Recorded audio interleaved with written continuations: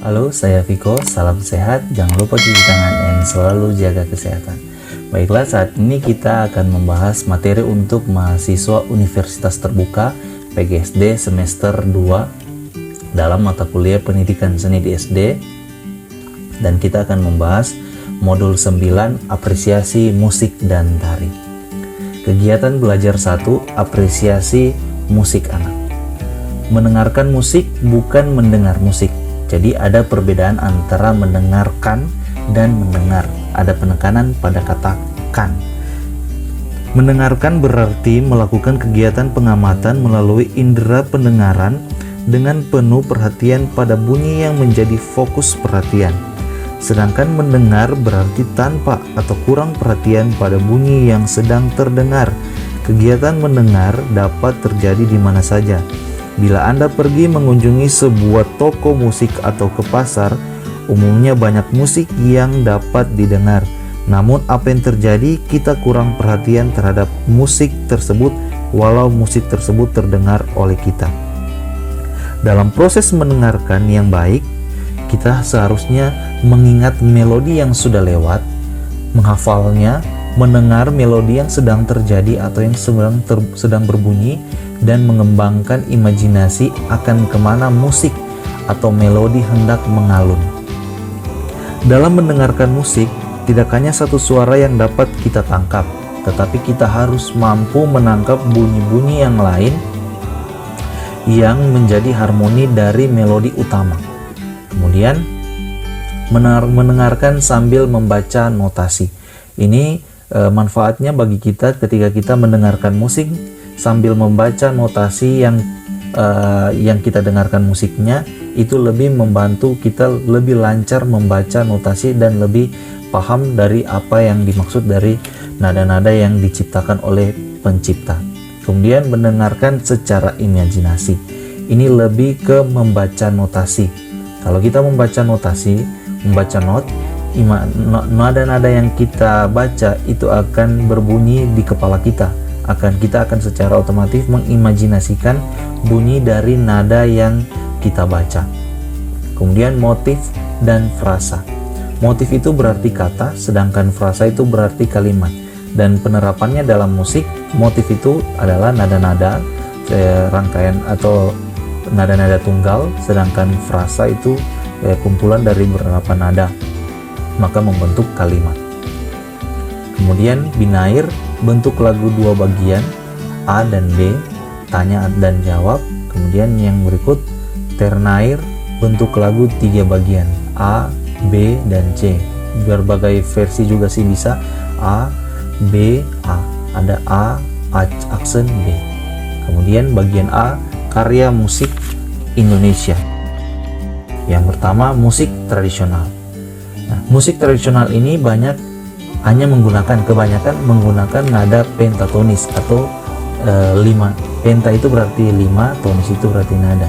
5 nada, bukan nada diatonis do re mi fa sol la si do, tapi hanya kebanyakan lagu menggunakan nada pentatonis.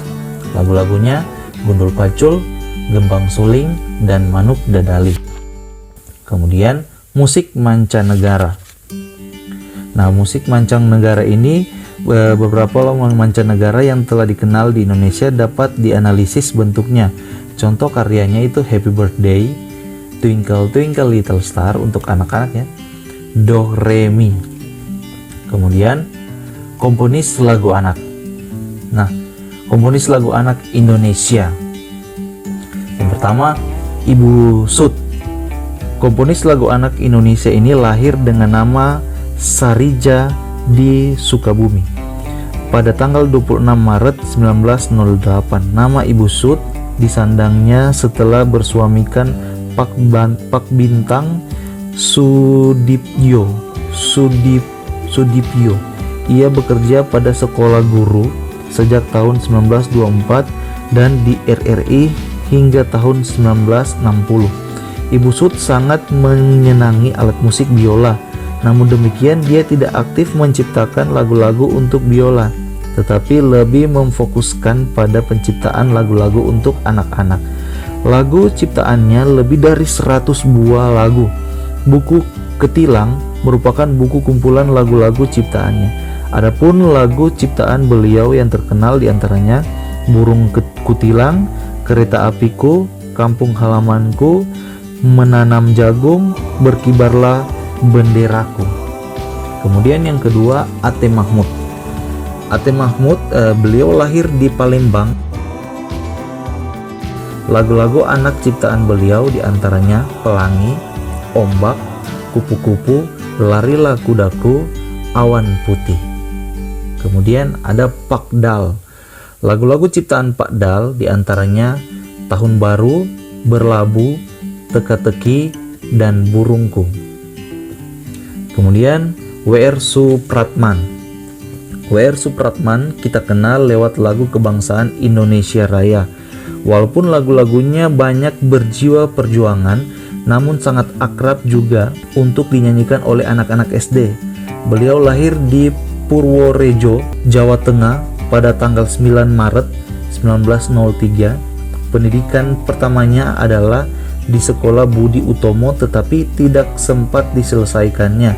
Setelah ibunya meninggal dunia pada umur 11 tahun, dia dibawa oleh kakak tertuanya Rukiem Supritila yang bersuamikan bangsa Belanda, W.M.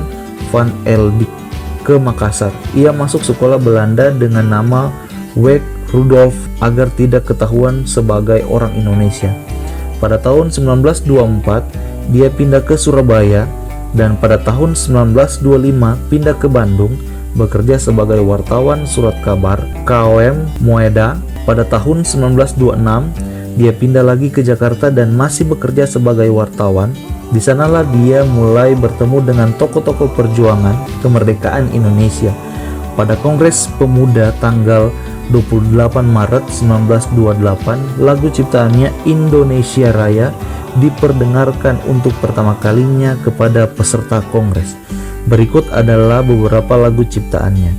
Ibu Kita Kartini tahun 1929, Mars Kepanduan Bangsa Indonesia 1930, Di Timur Matahari 1930, Perindra 1938, Di Timur Matahari 1938 sebagai lagu ciptaan beliau yang terakhir. Pada tanggal 17 Agustus 1938 dia meninggal dan menerima penghargaan Bintang Mahaputra Anumerta selain sebagai pahlawan nasional. Kemudian ada C. Simanjuntak. Semangat perjuangannya tercermin lewat lagu-lagu ciptaannya yang banyak dinyanyikan oleh anak-anak SD hingga saat ini. Cornel Simanjuntak lahir di Tapanuli tahun 1920. Pendidikan yang dijalani adalah HIS. Tahun 1936 dia merantau di daerah Muntila, Jawa Tengah dan belajar pada seorang pastor yang selanjutnya pindah ke Jakarta. Tanggal 11 September 1961 pada usia 41 tahun dia meninggal dunia. Lagu-lagu ciptaannya antara lain Tanah Tumpah Darahku, Indonesia Merdeka, Maju Tak Gentar, Oh Angin. Kemudian ada Ismail Marzuki. Lagu-lagu Ismail Marzuki hingga saat ini masih digemari karena keindahan melodi dan syair. Komponis yang satu ini lahir di Jakarta pada tanggal 11 Mei 1914. Riwayat pendidikan beliau dimulai dari sekolah Mulo yang dilanjutkan di AMS. Saat dia bekerja di radio Nederland, beliau banyak berkenalan dengan pemain musik. Dari beliau lahir beberapa lagu yang berkisah tentang perjuangan dan keindahan alam Indonesia, diantaranya Rayuan Pulau Kelapa, Selendang Sutra, Sepasang Mata Bola, Melati di Tapal Batas, Gugur Bunga, Sapu Tangan dari Bandung Selatan, Halo Halo Bandung, dan Indonesia Pusaka. Kemudian ada komponis lagu tradisional. Nah, komponis lagu tradisional Indonesia jarang dikenal dengan lagu-lagu tradisional pada umumnya, berkembang dengan sendirinya secara lisan dan turun-temurun di lingkungan daerah tertentu. Tapi khususnya untuk Bola Amongondo, ada komponis lagu yang sangat terkenal, yaitu Bapak Bernard Ginupit. Kemudian komponis lagu asing. Yang pertama, Sultan Kodali, ialah dari tahun 1882 sampai 1967. Ia seorang komponis abad 20 yang banyak mempengaruhi dunia pendidikan musik anak. Sultan Kodali lahir di Hongaria pada tanggal 16 Desember 1882 dan meninggal pada tahun 1967. Ia mula-mula mendapat pengaruh musik dari ayahnya, seorang musisi amatir. Pada umur 10 tahun, dia telah menciptakan lagu untuk orkes di sekolahnya, secondary school. Menurut Kodali, latihan-latihan musik dapat menjadi dorongan yang besar terhadap kecerdasan dan perkembangan emosi anak. Dalam hal musik, menurut beliau yang penting ialah irama dan melodi. Di dunia pendidikan, dia dikenal dengan metode Kodali yang mengajarkan solmisasi kepada anak melalui gerakan-gerakan tangan. Kemudian yang terakhir ada John Spencer Cohen dari 1816 sampai 1880. Sebagai seorang guru musik, metodenya turut mempengaruhi Kodali dalam pengembangan pendidikan musik pada anak. Menurut Cohen, dalam pelajaran musik sebaiknya yang dibayangkan oleh anak-anak ialah bunyinya, bukan notasinya. Oke, selanjutnya kegiatan belajar 2, apresiasi tari anak. Tari tradisional kerakyatan dan tari tradisional klasik. Tari tradisional kerakyatan adalah tari tradisional yang hidup berkembang di lingkungan pedesaan atau di luar tembok istana. Sedangkan tari tradisional klasik adalah tari tradisional yang hidup dan berkembang di lingkungan istana atau keraton. Dengan demikian, jenis tari tradisional klasik hanya dikenal di lingkungan keraton, sedangkan seni kerakyatan lebih dikenal masyarakat di daerah pedesaan. Berikut ini perbedaan kedua jenis tari tersebut. Dari aspek gerak, tari kerakyatan itu gerakannya sederhana, tari klasik rumit. Dari segi iringan, tari kerakyatan monoton, sedangkan tari klasik variatif atau dinamis. Dari segi kostum, tari kerakyatan sederhana, sedangkan tari klasik itu variatif atau rumit. Dari segi rias, tata rias, tari kerakyatan alami, sedangkan tari klasik berkarakter atau lebih wayang. Kemudian cerita, tari kerakyatan lebih ke legenda, sejarah, dan mitos, sedangkan tari klasik Ramayana atau Mahabharata. Kemudian koreografi dari tari kerakyatan sederhana, sedangkan tari klasik lebih variatif. Kemudian tarian upacara. Tarian upacara yang bersifat ritual ini bertujuan bermacam-macam. Ada yang digunakan untuk meminta hujan, ada pula yang digunakan untuk tolak bala atau menjauhkan mara bahaya. Serta ada pula yang meminta kesuburan dan kemakmuran.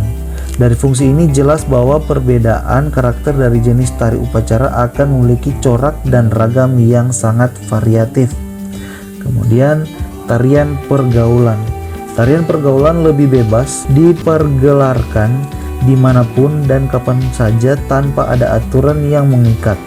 Tari pergaulan yang berkembang di beberapa daerah selalu terkait dengan hajatan pada acara syukuran.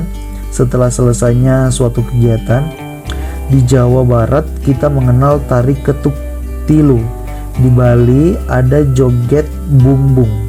Di Sumatera ada tari serampang 12. Kemudian tarian tontonan.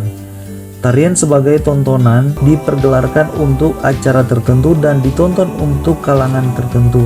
Meskipun bukan untuk upacara, namun kriteria tari untuk tontonan ini juga menuntut sikap serius penonton saat menyaksikan pertunjukan. Selanjutnya, apresiasi kreasi baru anak. Materi apresiasi tari anak ada gerak murni dan gerak maknawi. Gerak murni adalah gerak yang masih wanta, apa adanya. Sedangkan gerak maknawi adalah gerak yang sudah memiliki makna atau tujuan tertentu. Berawal dari gerak wanta atau murni, kemudian menjadi gerak maknawi, itu adalah proses terbentuknya sebuah karya tari yang lebih dikenal dengan proses stilasi. Kemudian materi apresiasi tari modern. Bentuk-bentuk tari kreasi baru lebih leluasa untuk dikembangkan daripada bentuk tari klasik. Keleluasan ini memungkinkan para peserta didik untuk menciptakan bentuk-bentuk kreasinya untuk diajarkan kepada anak sekolah dasar. Untuk mengapresiasi jenis tari modern ini dapat ditempuh dengan dua cara, yakni pertama secara pasif dan kedua secara aktif. Pasif dalam pemahaman ini hanya sebatas melihat atau mengamati sebuah karya tari. Kedua secara aktif, karena melibatkan langsung anak untuk berlatih membawakan tarian. Kemudian, manfaat kegiatan mengapresiasi tari bagi anak. Apresiasi sebagai media komunikasi. Apresiasi secara umum dapat diambil manfaatnya untuk memberikan sentuhan estetis bagi anak, di samping juga untuk mengasah kepekaan rasa melalui berbagai ekspresi karya seni yang ada. Dengan mengenal dan memahami berbagai cabang seni yang ada, anak dapat melatih dirinya untuk peka terhadap lingkungan serta tanggap terhadap rangsangan sensoris. Selain itu, anak juga akan dapat bersikap teliti dan mengamati sesuatu serta sadar dan penuh rasa ingin tahu. Kemudian yang kedua, apresiasi sebagai media pendidikan. Apresiasi sebagai media pendidikan secara edukatif. Apresiasi dapat menumbuhkan pengalaman berpikir kreatif bagi anak. Kegiatan berkesenian bagi anak merupakan salah satu upaya untuk mengembangkan bakat yang ada pada anak. Nah, di sini ada 8 macam kecerdasan. Ini menurut Gernard. Ada kecerdasan logika, kecerdasan ruang atau tempat, kecerdasan jasmani, musik, komunikasi secara langsung dengan orang lain, komunikasi interpersonal, komunikasi dengan diri sendiri, verbal, lisan, naturalistik, lebih alami. Dalam kondisi seperti ini, peran orang tua dan guru sangat penting untuk menggali potensi yang dimiliki siswa sehingga akan mampu meningkatkan kemampuannya. Kemudian yang berikut, apresiasi sebagai media bermain. Selain berfungsi sebagai media komunikasi dan pendidikan, apresiasi juga dapat digunakan sebagai ajang bermain bagi anak-anak. Banyak contoh yang dapat kita sampaikan, misalnya tradisi anak-anak di Jawa pada saat terang bulan. Anak-anak bermain di halaman rumah menyanyi jemuran dan berlenggak-lenggok sesuai irama. Mereka bermain bertemu dengan sesama teman. Ekspresi alami inilah yang memberikan sentuhan estetis bagi perkembangan dunia anak. Kemudian yang berikut, mengapresiasi karya dan koreografer tari. Mengenal koreografer tari anak di Indonesia tidak banyak yang dikenal. Ada beberapa koreografer yang dikenal karena aktivitasnya menari. Sebut saja, ada yang pertama Didi Ninik Towok. Karya-karya Didi Ninik Towok dapat dinikmati oleh anak-anak, lebih-lebih karya Didik banyak yang bernuansa komedi sehingga memiliki daya tarik untuk dipelajari anak. Kemudian ada koreografer tari anak yang lain ialah Bagong Kusudiarja. Koreografer ini juga melahirkan beberapa karya anak-anak yang mengambil sumber dari binatang seperti tari meong, merak, liman, alit, domba, dan sejenisnya. Berikut, mengenal tari dari sumber tema. Untuk memberi apresiasi pada anak diperlukan pengenalan tema cerita pada anak. Tari bertema adalah belajar tari dengan ide-ide gerakan tari yang bersumber dari tema cerita tertentu. Sumber cerita dapat diambil dari cerita Ramayana, Mahabharata, legenda, dongeng, kehidupan binatang, dan sebagainya. Menari dengan tema cerita anak merupakan ungkapan ekspresi gerak yang meliputi gerak dasar tari, iringan tari, dan tema tari. Demikian itulah pembahasan modul 9. Kiranya kita bisa mendapatkan pemahaman dan bisa mendapatkan ilmu dari materi yang kita pelajari saat ini.